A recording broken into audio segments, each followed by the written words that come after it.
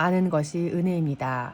그 후에 암몬 자손의 왕이 죽고 그의 아들 한운이 대신하여 왕이 되니 다윗이 이르되 내가 나하스의 아들 한운에게 은총을 베풀되 그의 아버지가 내게 은총을 베푼 것 같이 하리라 하고 다윗이 그의 신하들을 보내 그의 아버지를 조상하라 하니라.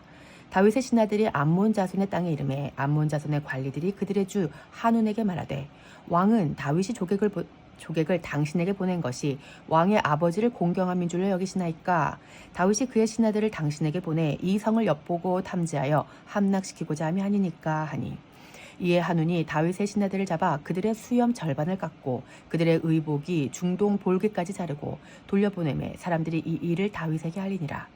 그 사람들이 크게 부끄러워하므로 왕이 그들을 맞으러 보내 이르기를 너희는 수염이 자라기까지 여리고에서 머물다가 돌아오라 하니라. 사무엘하 10장 1에서 5절 말씀. 그리스도인들은 예배를 드립니다. 그 예배의 목적이 무엇입니까? 사실 예배의 목적은 은혜를 받는 데 있지 않습니다. 예배의 목적은 하나님께 드리는 데 있습니다. 그래서 예배 드린다라고 하지 예배 받는다라고는 말하지 않습니다. 그런데 놀랍게도 예배를 드리고 나면 본의 아니게 은혜를 받게 됩니다. 문제는 모든 사람이 그 은혜를 받지 못한다는 사실입니다. 많은 사람들이 예배하지만 모든 사람들이 은혜를 경험하지는 못합니다. 왜 그렇습니까? 여러 이유가 있을 수 있지만 저는 1차적으로 예배의 목적을 모르기 때문이라고 말씀드리고 싶습니다. 사실 예배는 이미 은혜 받은 사람들이 감격에 겨워 하나님께 사랑의 찬사를 올려드리는 행위이지 인간이 은혜를 받기 위한 수단이 아닙니다. 물론 하나님을 위해 예배하다 보면 생각지도 못한 더 큰 은혜를 누리게 됩니다.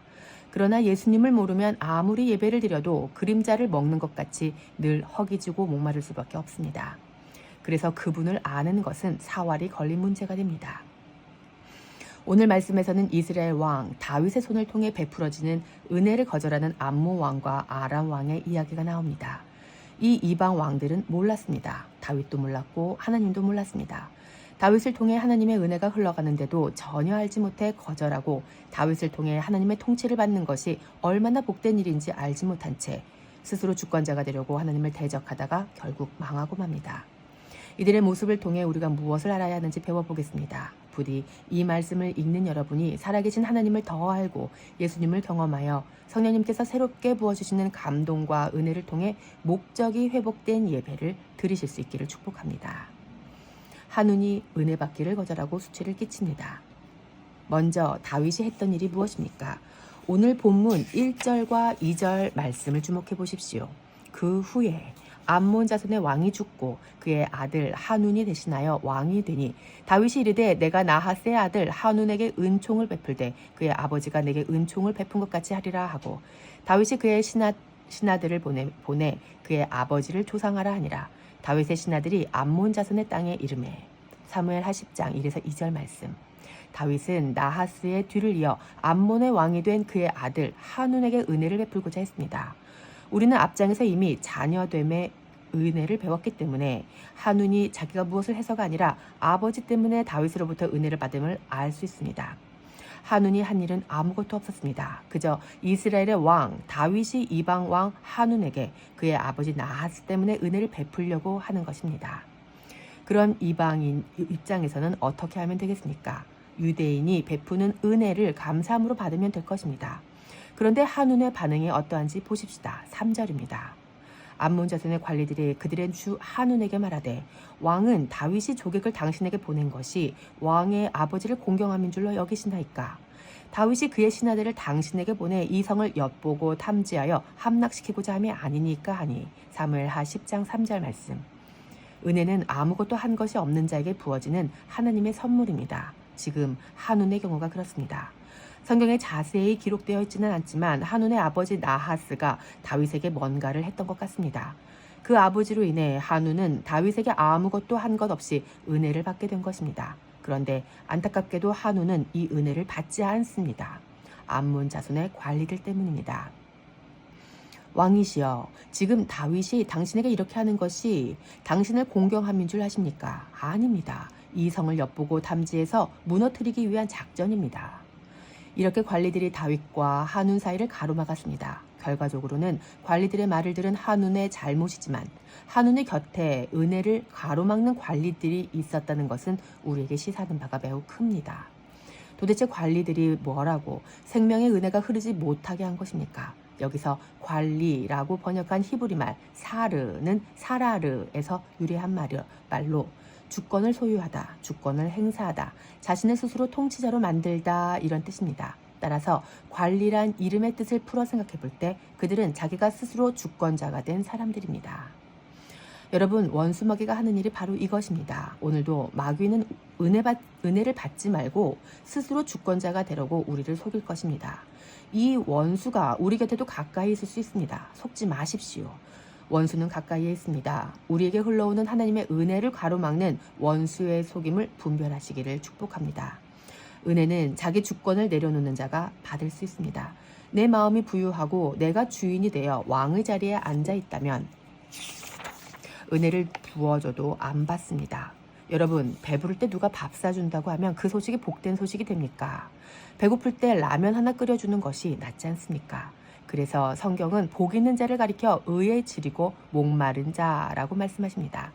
사람에게는 의가 없으며 나에게는 선하고 옳은 것이 하나도 없습니다. 그러니까 그 의가 되신 하나님만 찾는 겁니다. 이렇게 주권을 행사한 관리들의 말에 넘어가 거저받을 수 있었던 은혜를 못 받게 된 한운이 첫 번째 한 일이 무엇입니까? 4절이 무슨 말로 시작하는지 주목해 보십시오. 이에 한운이 다윗의 신하들을 잡아 그들의 수염 절반을 깎고 그들의 의복의 중동 볼기까지 자르고 돌려보내매. 사무엘하 10장 4절 말씀. 이 이에는 참 서글픈 이에입니다. 히브리어 원어 성경의 4절의 이에, 히브리어 바부와 잡아라는 뜻의 라카흐가 합쳐져 바이카흐로 시작합니다.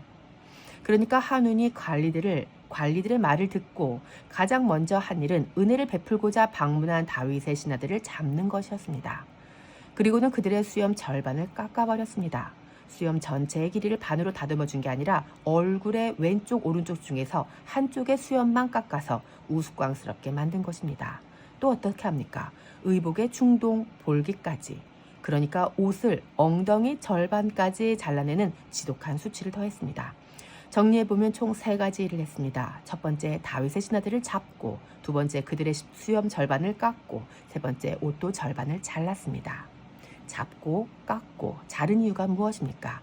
오해했기 때문입니다.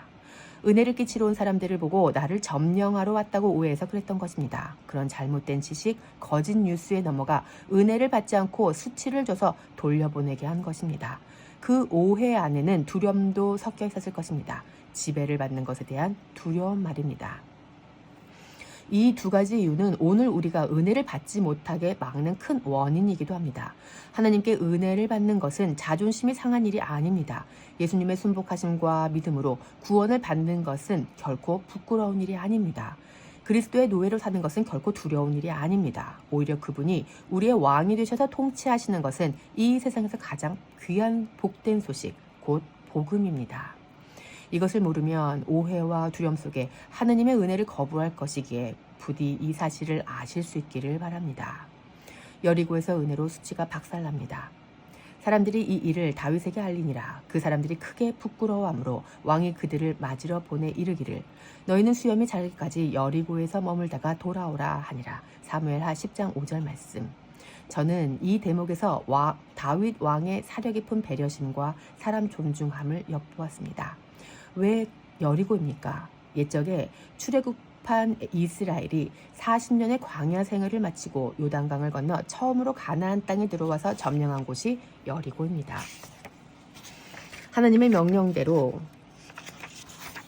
성을 돌고 나팔을 불어 무너져 내린 여리고성, 점령 이야기는 너무나도 유명합니다. 그런데 이 여리고 땅은 애굽의 수치가 이스라엘에서 떠나간 곳입니다. 여호수아서 말씀에서 확인해 보겠습니다. 이스라엘 자손들이 여호와의 음성을 청종하지 아니하므로 여호와께서 그들에게 대하여 맹세하사 그들의 조상들에게 맹세하여 우리에게 주리라고 하신 땅, 곧 젖과 꿀이 흐르는 땅을 그들이 보지 못하게 하리라 하시매 애굽에서 나온 족속 곧 군사들이 다 멸절하기까지 40년 동안을 광야에서 헤매었더니 그들의 대를 잇게 하신 이 자손에게 여호와가 할례를 행하였으니 길에서는 그들에게 할례를 행하지 못하였으므로 할례 없는 자가 되었음이었더라. 또 그 모든 백성에게 할례 행하기를 마침에 백성이 준중 각 처소에 머물며 낫기를 기다릴 때에 여호와께서 여호수아에게 이르시되 내가 오늘 애굽의 수치를 너희에게서 떠나가게 하였다 하셨으므로 그곳 이름을 오늘까지 길갈이라고 이라 하느니라. 여호와께서 여호수아에게 이르시되 내가 오늘 애굽의 수치를 너희에게서 떠나가게 하였다 하셨으므로 그곳 이름을 오늘까지 길갈이라 하느니라. 여호수아 5장 6에서 9절 말씀. 요단강을 건너와서 여리고의 경계인 길갈에 진을 친 이스라엘 백성들은 바로 전투에 돌입하지 않았습니다. 그들은 하나님의 명령에 따라 할례를 행합니다. 하나님께서는 이제 곧 전쟁을 해야 될 남자들에게 할례를 명하신 것입니다. 할례를 하면 거를 수가 없지 않습니까? 전투력 상실입니다. 그런데도 할례를 명하신 이유가 무엇입니까? 바로 이제 시작되는 정복 전쟁에 자기 힘으로는 싸우지 말라는 말씀입니다. 그럼 무엇으로 싸웁니까? 언약으로 싸우라는 것입니다. 이스라엘은 요단강을 건너올 때도 자기 힘과 능력으로 건너지 않았습니다. 배 타고 노저 건넌 게 아닙니다. 자기 어깨와 팔로 헤엄쳐 건넌 것도 아닙니다. 그들은 요단강 물을 가르신 하나님의 능력 앞에서 은혜로 마른 바닥을 밟으며 걸어서 건넜습니다. 그렇게 강을 건너 도착한 길갈 땅 여리고 평지에서 할례를 행합니다.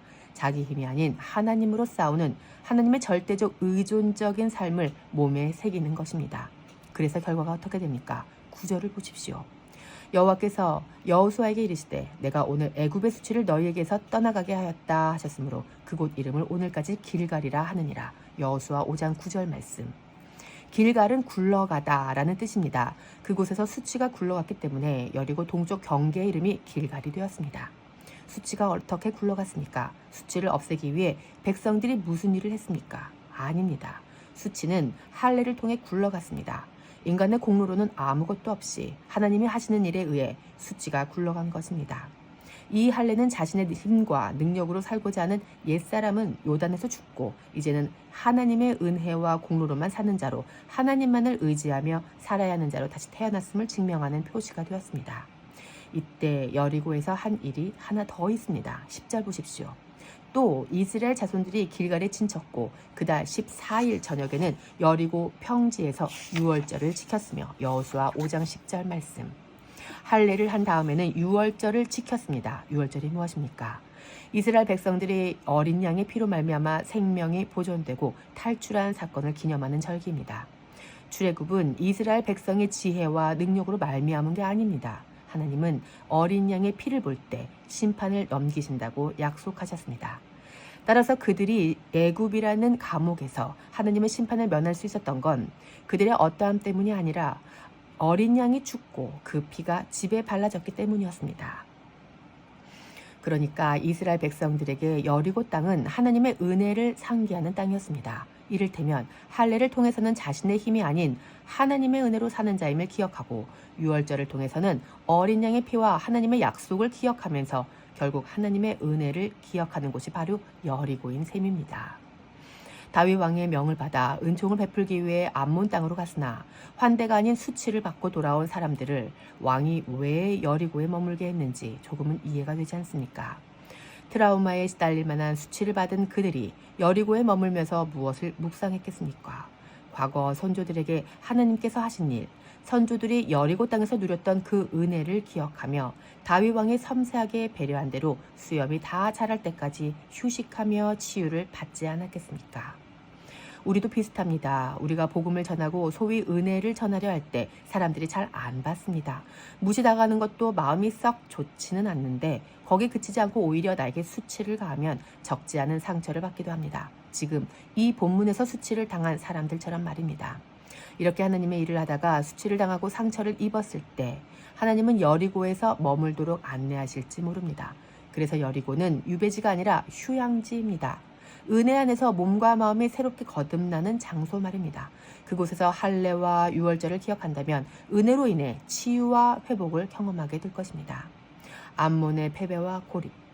암몬 자손들이 자기들이 다윗에게 미움이 된 줄 알고 암몬 자손들이 사람을 보내 벳루홉 아람 사람과 소바 아람 사람의 보병 2만 명과 마아가 왕과 그의 사람 1000명과 돕 사람 12,000명을 고용한지라. 사무엘하 10장 6절 말씀. 다윗에게 미움이 된 걸 알아챈 암몬 사람들이 작전을 짜기 시작합니다. 용병들을 모아 암몬과 아람의 연합군을 구성해 전쟁을 준비한 것입니다. 누가 먼저 전쟁을 준비했겠습니까? 다윗은 아직 전쟁할 생각도 없었는데 이방 왕들이 먼저 전쟁을 준비했습니다. 그래서 그 소식을 들은 다윗은 요압과 용사의 온 무리를 보냈습니다. 7절 말씀. 이제 암몬이 일으킨 전쟁이 시작됩니다. 9절 말씀. 다윗의 용사 요압과 아비새가 군대를 두 팀으로 나눠 각각 암몬군과 아람군을 맞습니다. 이때 요압이 어떻게 선포하는지 봅시다. 12절입니다. 너는 담대하라. 우리가 우리 백성과 우리 하나님의 성읍들을 위하여 담대히 하자. 여호와께서 선히 여기시는 대로 행하시기를 원하노라 하고 사무엘하 10장 12절 말씀. 여기 중요한 것이 있습니다. 바로 전쟁의 목적입니다. 요압과 아비새가 전쟁을 하는 목적은 백성과 하나님의 성읍입니다. 그들은 자, 우리가 승리를 위해 담대하자 이렇게 말하지 않고 담대하라, 우리는 반드시 승리할 것이다 이렇게도 말하지 않았습니다. 여호와께서 선히 여기시는 대로 행하실 것이다. 선히 여긴다는 말이 토부 아인입니다. 토부는 좋다, 아인은 눈입니다. 그러니까 하나님께서 보시기에 좋은 대로 행하실 거라는 말입니다. 그러면 하느님 보시기에 안 좋으면 내가 패배할 수도 있지 않겠습니까? 네, 그렇습니다. 바로 이것이 그리스도인이 전쟁을 하는 목적입니다. 그래서 전쟁의 목적은 승리가 아니라 하나님과 그분의 백성들입니다. 우리는 일평생 전쟁 같은 일상을 살아내야 합니다. 그런데 승리는 이미 예수님께서 하셨습니다. 그래서 우리는 나의 승리를 위해서 사는 것이 아니라 하나님과 이웃을 위해 전쟁하는 것입니다. 전쟁의 목적을 분명히 알고 사시기를 축복합니다. 이제 요압과 아비새가 그렇게 전의를 가다듬고 전쟁에 임했습니다. 그 결과는 어떻습니까? 13절입니다. 요압과 그와 함께한 백성이 아람 사람을 대항하여 싸우려고 나아가니 그들이 그 앞에서 도망하고 사무엘하 10장 13절 말씀. 아람 군대는 요압의 군대 앞에서 도망쳤습니다. 요압 앞에서 아람 사람들이 도망하는 걸 본 암몬 자손들도 아비새 앞에서 도망해서 성읍으로 들어갔습니다. 그래서 요압이 그들을 떠나 예루살렘으로 돌아옵니다. 그런데 여기서 끝나지 않습니다. 15절에 다시 전쟁이 시작됩니다. 이번에는 암몬이 하는 아람 왕 하닷에셀로 말미암았습니다. 아람 사람이 자기가 이스라엘 왕에서 패하였음을 보고 다 모임에 하닷에셀이 사람을 보내 각 건너 쪽에 있는 아람 사람을 불러내매 그들이 헬람에 이르니 하닷에셀의 군사령관 소박이 그들을 거느린지라. 사무엘하 10장 15에서 16절 말씀. 요압에게 패한 아람 사람들의 패잔병들이 모였습니다. 그때 소바왕 하닷에셀이 다시 등장합니다. 이 사람은 이미 다윗에게 패해서 조공을 바치던 사람입니다. 사무엘하 8장 3에서 8절 말씀. 그런데 이 타이밍에 패잔병들을 모아 자기가 다시 한번 다윗을 이겨보고자 진두지휘를 하며 나타난 것입니다. 그래서 자기 군사령관 소박에게 사람들을 거느리고 다윗을 다시 치라고, 예루살렘을 치라고, 이스라엘을 쳐서 승리하라고 보냅니다. 이 전쟁의 결과는 어떻습니까? 승리는 누구의 것입니까? 하닷에셀의 뜻대로 됩니까? 17절을 보십시오. 어떤 사람이 다윗에게 알림해 그가 온 이스라엘을 모으고 요단을 건너 헬람에 이르매 아단 사람들이 다윗을 향하여 진을 치고 더불어 싸우더니 아람 사람이 이스라엘 앞에서 도망한지라. 다윗이 아람 병거 700대와 마병 4만 명을 죽이고 또 그 군사령관 소박을 치매 거기서 죽으니라. 하닷에셀에게 속한 왕들이 자기가 이스라엘 앞에서 패함을 보고 이스라엘에게 화친하고 섬기니 그러므로 아람 사람들이 두려워하여 다시는 암몬 자손을 돕지 아니하니라. 사무엘하 10장 17에서 19절 말씀. 하닷에셀의 꿈이 눈앞에서 모두 사라져버렸습니다. 하닷에셀에게 속한 왕들, 이 속한이라고 번역한 말이 에베드, 종입니다. 그러므로 속한이라는 뜻은 하닷에셀의 종이었던 나라의 왕들이라는 뜻입니다. 아람은 여러 작은 소왕국들이 모여 있었는데 사무엘하 8장의 전투에서 하닷에셀을 도왔던 다메섹도 그 소왕국 중 한 왕국이었고 하닷에셀의 나라 소바도 아람의 왕국 중 하나였습니다. 하닷에셀이 야망을 품고 속국으로 삼은 소왕국과 함께 다윗을 치려했던 것입니다. 과거부터 이런 일들이 있었는데 그때도 잘 안 되다가 이번에도 역시 실패하고 말았습니다. 그러니까 어떤 일이 일어납니까? 하닷에셀의 종이었던 소왕국의 왕들이 이스라엘과 화친하고 이스라엘을 섬기는 자들로 바뀌어 버립니다. 이스라엘을 섬기는 이라고 번역한 히브리 말이 아바드입니다. 그러니까 하닷에셀을 섬기던 왕들이 이스라엘을 섬기는 종이 된 것입니다. 이방의 왕들이 유다의 왕을 섬기는 종이 됐다는 이야기입니다. 그 결과 아람 사람들이 두려워하여 다시는 암몬 자손을 돕지 않게 됩니다. 여기까지 사무엘하 10장의 이야기가 파악이 되셨습니까? 그러면 이 말씀에 대한 전 이해를 가지고 우리가 알아야 할 것이 무엇이며 이렇게 아는 것이 왜 은혜인지 살펴보겠습니다. 우리가 알아야 할 것, 나는 누구인가? 아는 것이 은혜입니다. 그렇다면 무엇을 알아야 합니까? 가장 먼저 우리는 내가 누구인지 알아야 됩니다. 나하스의 아들 한운은 은혜가 임했는데도 불구하고 자기가 누군지 몰라서 그 은혜를 거부했습니다. 한운의 이름의 뜻이 은혜 받은 자입니다. 한운은 이름대로라면 은혜를 받아야 되는 자인데 은혜를 받지 않았습니다. 한운에게 형제가 있었는데 그는 달랐습니다. 한번 찾아보실까요? 사무엘하 17장입니다. 다윗이 마하나임에 이르렀을 때에 암몬 족속에게 속한 라빠 사람 나하스의 아들 소비와 로데발 사람 암미엘의 아들 마길과 로글림 길르앗 사람 바르실레가 사무엘하 17장 27절 말씀. 이 말씀은 본문 말씀보다 시간적으로 훗날의 이야기입니다. 다윗에게 나아온 사람들의 명단 속에 나하스의 아들 곧 한운의 형제 소비가 있습니다. 소비가 지금 무엇을 하고 있습니까? 다윗을 섬기고 있습니다. 그것도 심지어 권력을 잃고 압살롬을 피해 도망가는 다윗을 공개하고 있단 말입니다. 한 아버지에게서 난 자식이라도 해도 이렇게 다릅니다. 이방 임금의 아들이라도 다 같지는 않나 봅니다. 이방인 중에서도 이스라엘의 왕이신 예수님을 섬기는 자가 있고 그렇지 않은 자가 있는 것처럼 말입니다. 그러면 누가 이스라엘 왕을 섬기는 자입니까? 그들의 이름에서 힌트를 얻어봅니다. 다윗의 은혜를 거절했던 한운의 이름 뜻이 은혜 받은 자였다면 소비의 뜻은 포로된 자입니다. 소비가 다윗의 은혜를 받아 그의 포로가 되었을 수도 있었겠다 싶습니다. 그렇기 때문에 다윗이 어떤 상황이건 그가 왕위에 있건 없건 그를 위해 헌신했던 것입니다. 다윗의 포로가 되어서 말입니다. 우리 역시 예수님의 은혜가 있기 전에는 모두 죄와 사망의 포로였습니다. 그랬던 우리가 그분의 은혜로 석방되었습니다. 그리고 이제는 그렇게 은혜를 베풀어 주신 예수님의 포로가 되어 그분만을 섬기며 사는 그리스도의 노예가 되었습니다. 소비처럼 말입니다. 그분이 어디에 계시든 상관없습니다. 왕궁에 계시다 해도 왕 위에서 쫓겨나 십자가에 달려 계신다 해도 말입니다. 세상 여론이 그분을 뭐라고 비난하든지 그것도 상관없습니다. 교회는 여전히 예수님의 포로입니다. 소비처럼 말입니다. 여러분 이것을 아는 것이 은혜입니다. 자신이 누구인지를 알고 계십니까? 내가 누구입니까? 무비보셋입니다. 나 같은 죽은 개를 예수님이 구하셨습니다. 이런 나의 존재를 알 때 비로소 우리는 은혜를 받고 또 그분의 노예가 되어서 사는 것입니다. 은혜 받을 영광스러운 기회를 걷어차 버리는 한운과 같은 일이 우리에게 생기지 않으면 좋겠습니다.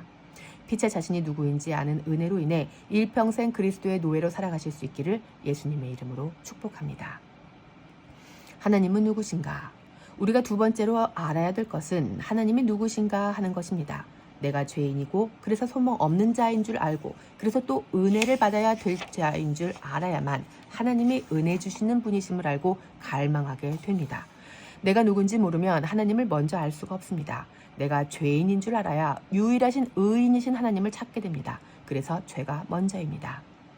요한복음의 순서가 나와 있습니다. 성령님이 임하셨을 때 첫 번째로 죄에 대하여, 두 번째로 의에 대하여, 세 번째로 심판에 대하여 책망하신다고 했습니다. 죄가 먼저입니다. 이 세상에는 의가 없기 때문에 의가 뭔지 알 길이 없습니다. 예를 들어 가니 코코 키키키 이런 단어는 없지 않습니까? 없기 때문에 이게 뭐라고 설명할 수가 없듯이 의라는 게 그런 겁니다. 의는 이 세상에 없기 때문에 설명할 수도 없고 이해할 수도 없습니다. 그래서 죄가 뭔지 알아야 그 반대편에 있는 의를 더듬어서라도 감지할 수 있는 것입니다. 나는 누구였습니까? 나는 은혜 받아야 될 죄인이었습니다. 그러면 하나님은 누구십니까? 하나님은 유일하게 은혜를 주시는 분이십니다. 그래서 이 은혜를 알아야 됩니다. 진지하게 자신이 평생 지옥에서 살아야 하는 중한 죄인인 줄 알고 하나님이 그런 죄인을 그분의 죽음으로 용서하신 은혜의 주인이심을 알게 된다면 절대로 가만히 있을 수가 없을 것입니다. 여러분, 하나님이 살아계십니다. 그분만이 우리에게 은혜를 베푸실 수 있는 유일한 분이십니다. 이 하나님을 꼭 아실 수 있기를 축복합니다. 은혜는 무엇인가?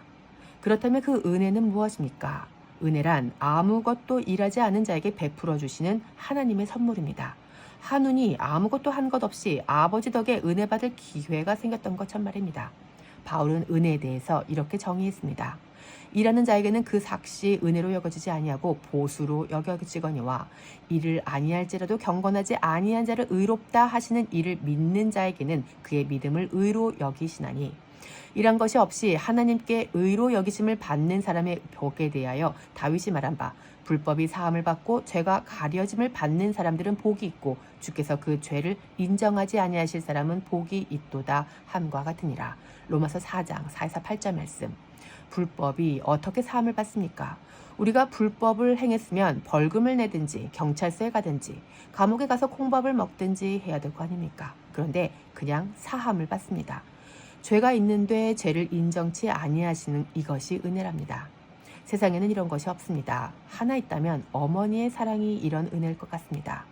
이 세상에 태어날 때 우리가 한 건 아무것도 없습니다. 어머니가 피를 흘려 거의 죽고 자녀는 그 은혜로 이 세상에 태어납니다. 내가 아니라 어머니가 피 흘려 태어난단 말입니다. 이것이 은혜입니다. 아무것도 한 것이 없는 자에게 주어지는 하나님의 선물입니다. 하나님이 오신 이유는 무엇인가? 그렇다면 하나님이 오신 이유는 무엇입니까? 하나님은 이 은혜를 주시기 위해 오셨습니다. 요한복음 3장에 하나님이 오신 이유, 그 유명한 말씀이 있습니다. 다 외우시는 말씀일 것 같습니다. 하나님이 세상을 이처럼 사랑하사 독생자를 주셨으니 이는 그를 믿는 자마다 멸망하지 않고 영생을 얻게 하려 하심이라. 요한복음 3장 16절 말씀. 아멘입니까? 예. 하나님이 왜 아들로 이 세상에 오셨습니까? 17절 보십시오. 하나님이 그 아들을 세상에 보내신 것은 세상을 심판하러 하심이 아니요 그로 말미암아 세상이 구원을 받게 하려 하심이라. 요한복음 3장 17절 말씀. 다윗이 그의 사절단을 암몬 땅에 보낸 이유는 심판이 아니라 구원하기 위함이었습니다. 그런데 암몬 사람들은 이 은혜를 안 받았습니다. 이유가 무엇입니까? 은혜가 온 이유를 몰랐기 때문입니다. 다시 말해서 자신이 은혜가 필요한 자임을 알지 못했고 자기 스스로 주권자가 되었던 그 관리들, 그 사르들이 퍼뜨린 거짓 뉴스를 믿었기 때문입니다. 마찬가지로 하나님이 오신 이유가 무엇이라고 하십니까? 심판이 아니라 구원입니다. 이 진리를 받아들이며 은혜를 받을 것입니다. 그런데 세상 주권자들이 하나님이 심판하러 오신 것처럼 거짓 뉴스를 유포합니다. 또 이 세상의 주권자 사르들은 우리가 꽤 근사한 사람인 것처럼 부추겨서 은혜가 필요한 죄인임을 모르게 속입니다. 여러분, 하나님의 아들이 심판이 아닌 구원을 위해서 이 땅에 오셨음을 아실 수 있기를 바랍니다. 그를 믿는 자는 심판을 받지 아니하는 것이요 믿지 아니하는 자는 하나님의 독생자의 이름을 믿지 아니하므로 벌써 심판을 받은 것이니라.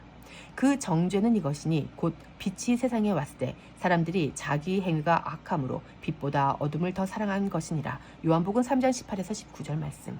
18절의 근거에서 그를 믿지 아니하는 자는 이미 심판을 받았습니다. 사람들이 그 은혜를 왜 안 받습니까? 어둠을 더 사랑했기 때문에 그렇습니다. 그런 면에서 한운의 관리들은 어둠을 더 사랑했고 다윗을 사랑하지 않았습니다. 하나님을 사랑한다면 뭔가를 하려 하기 전에 먼저 은혜를 받으십시오. 우리가 하는 일은 아무리 밝은 것처럼 보여도 다 어둠에 속한 것입니다. 하나님의 은혜가 먼저입니다. 은혜를 받아야 하나님을 사랑하게 되는데 은혜를 받지 않고 자꾸 뭘 더하려 하십니까? 은혜를 받아야 하나님을 사랑하게 되는데 은혜를 받지 않고 자꾸 뭘 더하려고 하십니까? 악을 행하는 자마다 빛을 미워하여 빛으로 오지 아니하나니 이는 그 행위가 드러날까 하며. 요한복음 3장 20절 말씀. 사람들이 하나님께 왜 안 나온답니까? 그 은혜의 자리로 왜 나오지 않았습니까? 거기 가면 내 죄가 드러나기 때문입니다. 그런데 하나님 앞에 죄가 드러나는 것이 은혜입니다. 아멘이죠? 제가 우리 아들에게 매번 하는 말이 있습니다. 걸리는 게 은혜다. 아빠한테 지금 걸려야 나중에 네가 나쁜 사람 안 되는 거야. 지금 걸리는 게 은혜입니다. 하나님께서 우리의 죄를 폭로하시는 건 심판하시기 위함이 아니라 구원하시기 위함을 믿으시기 바랍니다. 진리를 따르는 자는 빛으로 오나니 이는 그 행위가 하나님만에서 행한 것임을 나타내려 함이라 하시니라. 요한복음 3장 21절 말씀. 걸리는 게 은혜임에도 인간은 가지 않습니다. 그래서 내가 그분 앞에 있는 것이 내가 나아감이 아니라 그분이 찾아오심으로 말미암았음이 드러나게 됩니다. 그러니까 모든 것은 결국 주님의 은혜였다라고 고백할 수밖에 없는 것입니다. 그래서 우리는 하나님이 오신 이유를 알아야 합니다. 하나님이 오신 이유는 심판이 아닌 구원입니다. 세상이 수치를 주는 이유는 무엇인가? 우리가 또 무엇을 알아야 합니까? 지금 암몬의 관리들이 다윗의 사절단들에게 수치를 줬습니다. 왜 그랬습니까? 첫째는 심판하러 왔다고, 자기들 성읍을 함락시키러 왔다고 오해했기 때문입니다. 복음을 전했을 때 사람들이 우리에게 수치를 주는 것도 오해하고 있기 때문에 그렇습니다. 그런데 놀랍게도 이 오해가 풀리면 홍삼 들고 와서 인사합니다. 여러분, 예수님을 전해준 사람이 제일 소중하지 않습니까? 우리는 대체로 예수님의 형상으로 거듭난 누구에게서 예수님을 선물로 받았습니다. 그래서 예수님을 전해준 사람이 가장 고맙고 귀한 분이 됩니다. 은혜의 예수님을 소개하는 일은 100번, 1000번 감사해야 할 일입니다. 수치를 주는 또 다른 이유는 두려움 때문이었습니다. 암몬 사람들은 다윗이 자기 나라를 정복할 것에 대해 두려워했습니다. 사람들이 예수님을 안 받는 이유도 내가 예수님 믿으면 내가 그분에게 정복당할까 하는 두려움 때문일지 모릅니다. 이 두려움은 마귀가 줍니다. 여러분, 속지 마십시오.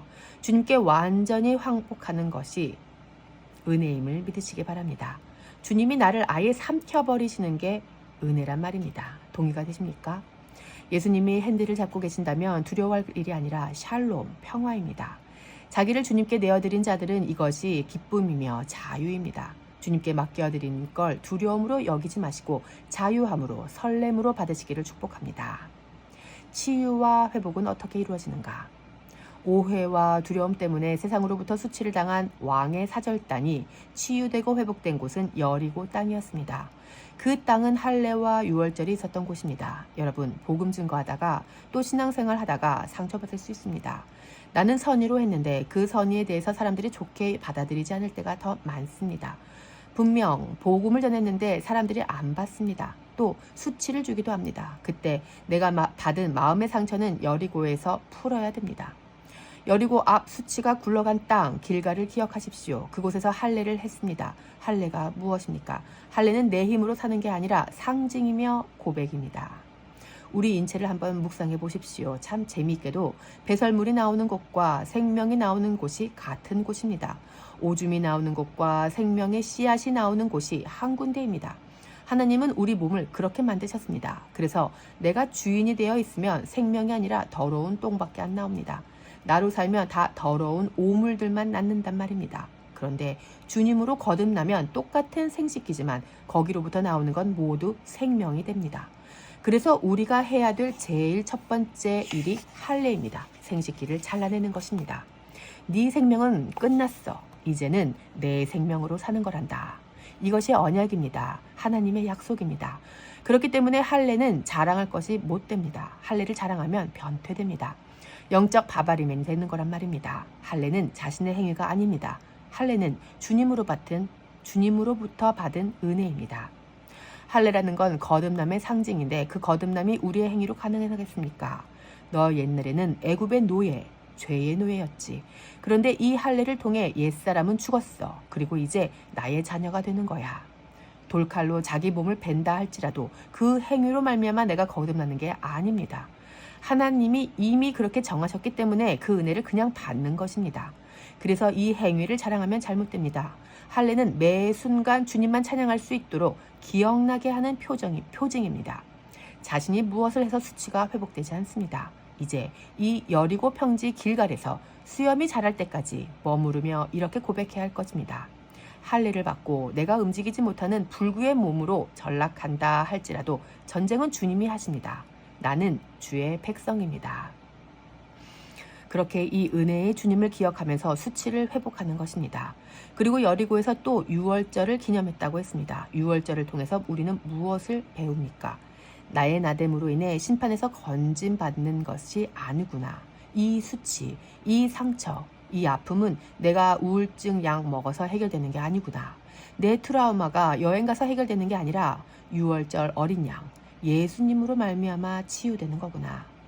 예수님으로 말미암아 우리에게 임하는 이 은혜를 배우는 겁니다.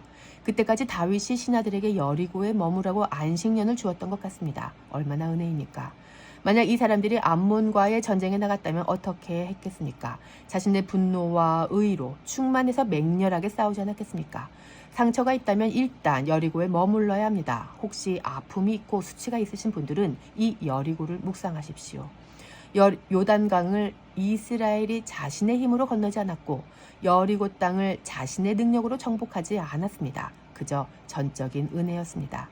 나의 나 된 것은 모두 하나님의 은혜임을 기억하며 그 여리고 땅에서 머물며 할례와 유월절을 묵상하십시오.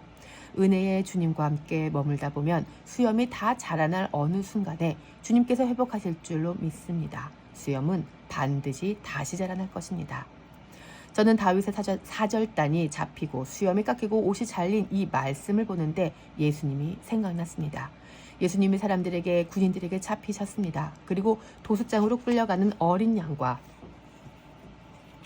양털 깎는 자 앞에서 잠잠한 양처럼 순복하셨습니다. 그 도살장으로 끌려가신 예수님의 옷이 벗겨져서 나누어집니다. 마치 이 다윗의 신하들처럼 우리 예수님이 수치를 당하셨습니다. 그런데 이 예수님이 받으신 그 수치, 곧 잡히심과 깎이심과 잘리심으로 인하여서 우리의 수치가 굴러가게 되었습니다. 우리의 어떠함이 아니라 예수님 때문에 수치로부터 치유와 회복이 일어난 것입니다. 부디 이것을 알게 되시기를 축복합니다. 전쟁의 원인은 무엇인가? 7번째로 우리가 알아야 될 것은 전쟁의 원인입니다. 이 전쟁의 원인은 암몬 사람들의 오해였습니다. 이방인들이 유대인들과 싸우려 하는 것도 오해 때문입니다. 내가 이방인으로서 유대인의 종이 되면 죽는다. 내 자존심 다 꺾인다. 이런 생각 말입니다. 다 오해입니다. 종이 되어도 행복하게 잘 살 수 있다고 생각하면 전쟁 안 합니다. 그런데 암몬은 그러지 않았습니다. 그래서 그 오해로부터 전쟁이 시작되었습니다. 우리가 예수님의 노예로 사는 것은 절대로 저주가 아닙니다. 은혜입니다. 이것을 은혜인 줄 안다면 그리스도의 노예로 부름받은 것에 대해 감사함으로 살아갈 것입니다. 전쟁의 목적은 무엇인가? 우리의 전쟁의 목적은 나의 승리가 아니라 하나님과 하나님의 백성이라고 말씀드렸습니다. 예, 정말 전쟁의 목적은 승리가 아닙니다. 이미 하나님께서 승리하기로 작정을 해놓으셨다면 우리는 승리하기 위해 싸우는 게 아니라 하나님께서 보시기에 선한 대로 그 하나님의 말씀에 순복함으로 싸우는 것입니다. 그리고 그 승리를 같이 누리게 될 그 백성들을 위해 싸워야 합니다.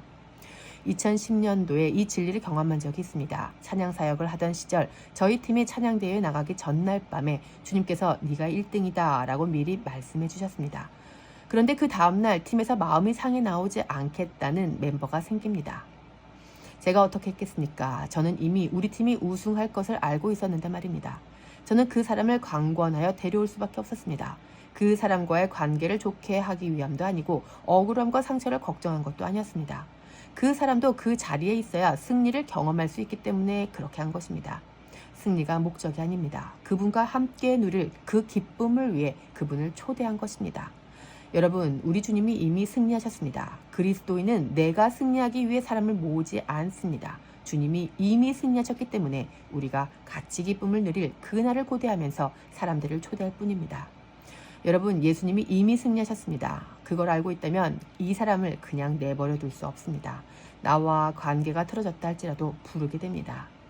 이제 곧 승리를 경험하게 될 텐데 거기서 뭐하고 계십니까? 이리 오셔서 여기 같이 기뻐합시다. 전쟁의 목적은 무엇입니까? 승리가 아닙니다.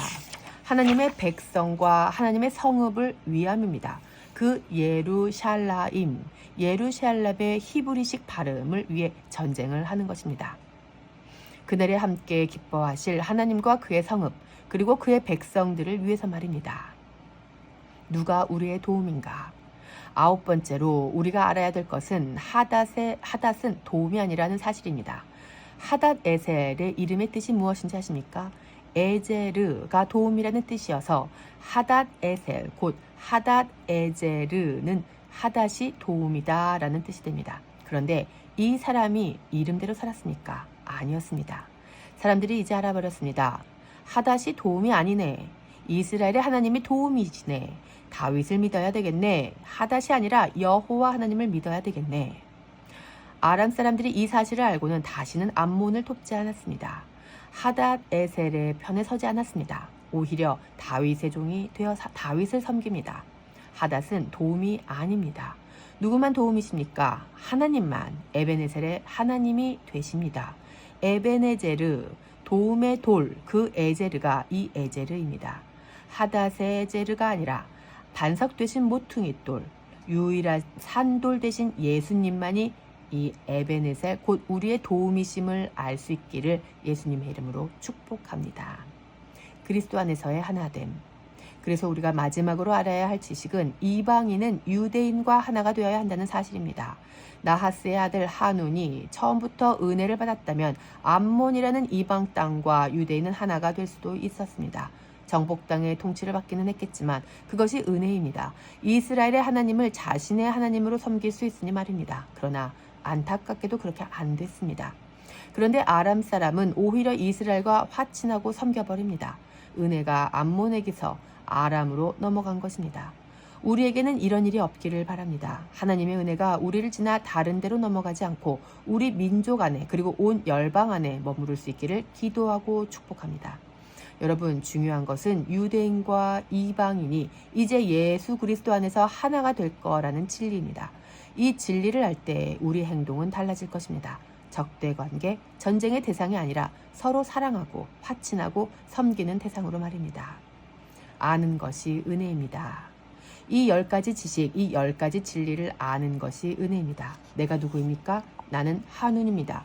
무비보셋입니다. 은혜를 받는 자, 은혜를 받아야 하는 자입니다. 그런데 사르들에게 속아 그들의 말을 믿으면 은혜에서 탈락되어 심판받는 것입니다. 또 하나님이 누구신지 알아야 됩니다. 하나님은 누구십니까? 하나님은 은혜를 주실 수 있는 유일한 분이십니다.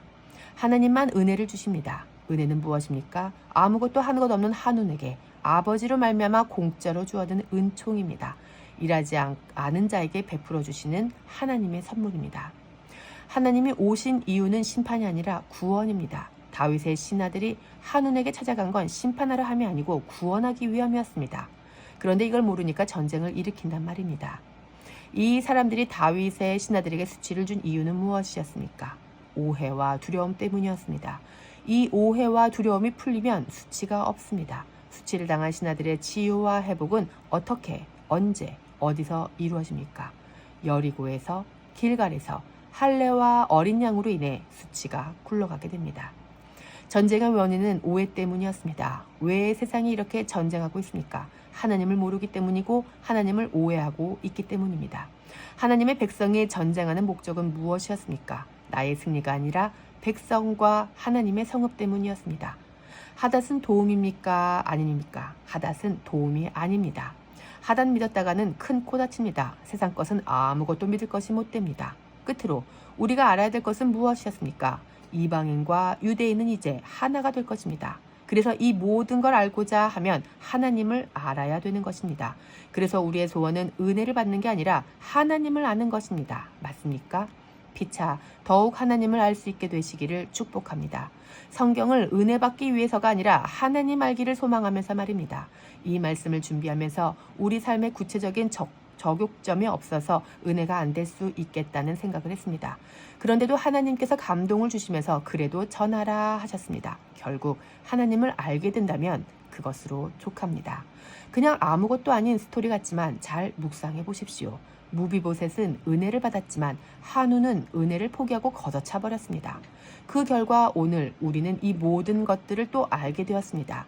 하눈의 이야기를 반면 교사로 남겨주셔서 우리가 읽고 알게 해주신 하나님께 감사드리며 하나님을 더 알아가시기를 축복합니다.